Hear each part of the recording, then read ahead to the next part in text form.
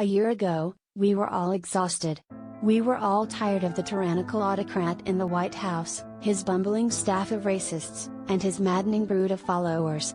We were tired of watching the Real WhiteHousewives of D.C. We couldn't take the bickering and nonsensical word burritos being forced on us by a president, who honestly asked with his whole heart, if there was a way we could bring the light and disinfectant inside the body to clean our lungs like picnic tables.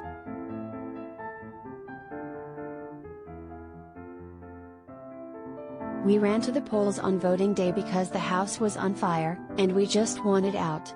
Because of the year we had, America got Joe Biden, a flawed candidate. And yes, while I've referred to his administration as weak and at Biden's, who amongst us hasn't made a Biden is kind of barely alive joke once or thrice.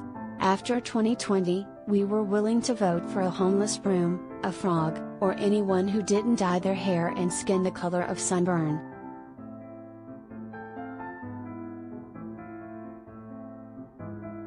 And while Biden is nowhere near as rank as the stink left behind, I think we all collectively have to acknowledge that Biden finessed the situation and, in doing so, sold America a fake bill of goods on at least one major issue: student loan forgiveness.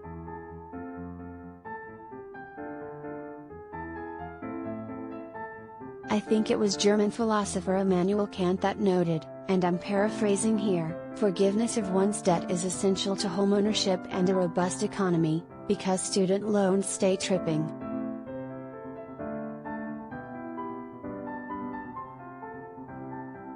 And you know who knew this? Biden. In March 2020, he tweeted that we needed to forgive $10,000 per person of student loan debt.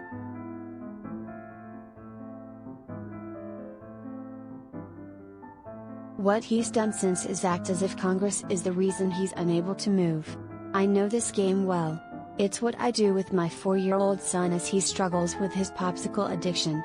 I act as if it were up to me, he'd be swimming in popsicles, but unfortunately, my hands are tied because mommy said no. I usually cave into my son's demands.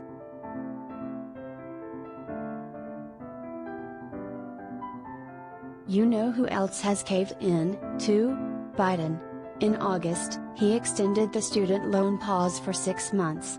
But now, well, mommy said no. Come January 31st, it's over. The unforgiving machine that is student loans gets cranked back up. Student loans have been on hold since March 2020, and the Biden administration, you know the supposed good guys, are the ones insisting on starting it back up. The president is literally refusing to even look at what's going on outside of restarting the endless money dump that is loan repayment.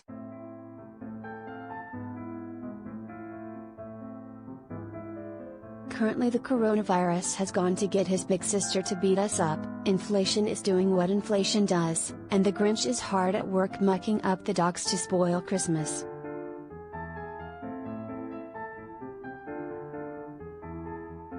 And did I mention that no one wants this? But don't listen to me, let's hear it from a magazine that actually deals with money issues, Forbes.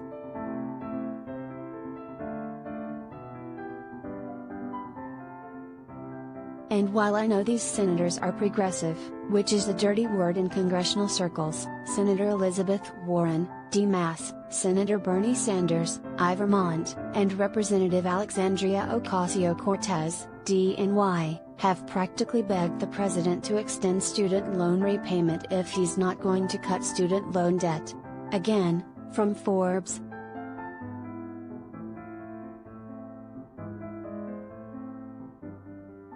Black and Latinx people are 2 times more likely to default on their loans, and that was well before the coronavirus. And that's not because Black and Latinx folks are irresponsible, it's because they are college poor. And college poor people are more likely to take out loans to pay for school and have a harder time paying them back when they hit the job market.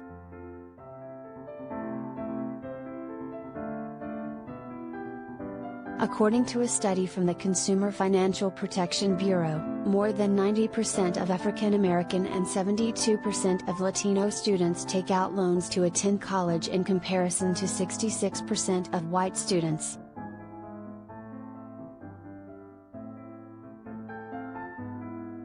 We would be here all day if I dove into the systematic racism and how that prevents black and brown folks from obtaining high-paying jobs even if they are as qualified as their white counterparts. This means that parents make less money and therefore there is less money to save for their children for college, which means that black and brown students borrow money at a higher rate.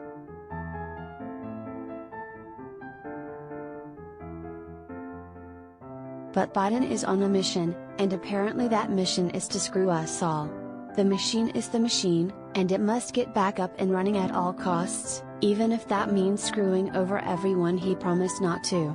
Because this is politics, and anything goes in politics. He's moonwalked back on all of his student loan promises so smooth that the ghost of Michael Jackson is jealous.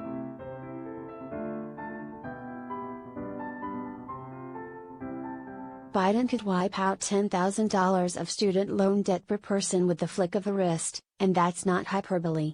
He could sign an executive order making it so, but instead, he's punting because he's an old-school Democrat who still believes he needs to appeal to Republicans. He's yet to realize that this is jets versus sharks, and when you're a jet, you cut student loan debt or whatever it is the song says.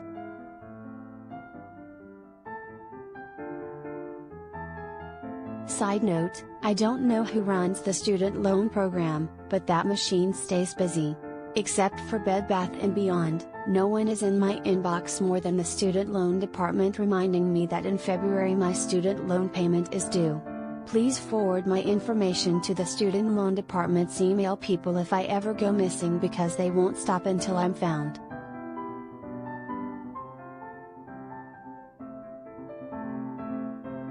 Biden had the opportunity to set things right by pushing a Democratic agenda down the throats of those same politicians who secretly rooted for the insurrectionists on January 6.